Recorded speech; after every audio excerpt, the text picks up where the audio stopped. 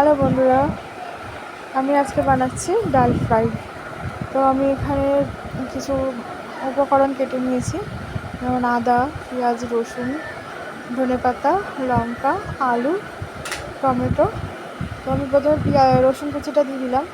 এবার এটা ফ্রাই করে নেবো একটু, তারপরে আদা কুচিটাও দিয়ে দিলাম, একটু ব্রাউন কালার অবধি ফ্রাই করব।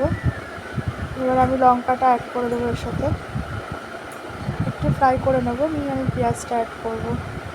আমার ফ্রাই হয়ে গেছে, আমি পেঁয়াজটা দিয়ে দিচ্ছি এর মধ্যে।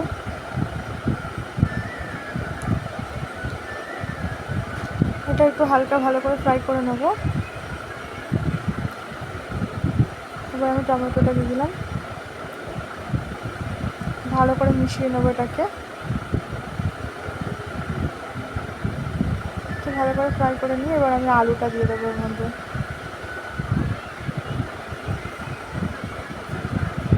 এবার ভালো করে এটাকে মিশিয়ে নেবো। একটু চাপা দিয়ে ঢাকনা দিয়ে ঢেকে রাখবো, যাতে সবজিগুলো সব আমার ভালোভাবে সেদ্ধ হয়ে যায়। এবার ঢাকনা খুলে দিয়ে আমি এর মধ্যে এবার অ্যাড করবো লবণ, স্বাদ মতন লবণ, একটু হলুদ, লবণ। বন্ধুরা, আমার রেসিপিগুলো ভালো লাগলে প্লিজ আমার চ্যানেলটা সাবস্ক্রাইব করে লাইক কমেন্ট করে আমার পাশে থাকবেন।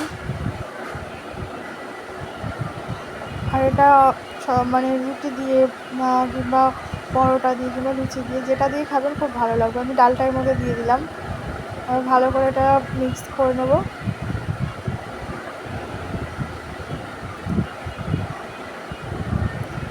একটু ঢাকা দিয়ে দেবো।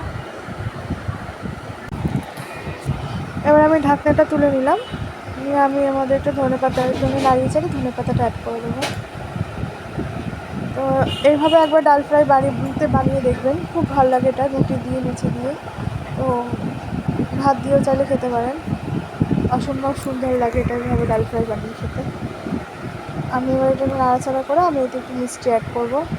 মিষ্টিটা দিলে তাহলে মানে সব কিছু ব্যালেন্সটা ভালো হয়, ভালো লাগে খেতে। আপনারা চাইলে দিতেও পারেন, নাও দিতে পারেন। তো বন্ধুরা, আমার ডাল ফ্রাই কমপ্লিট। কেমন লাগলো বলবেন।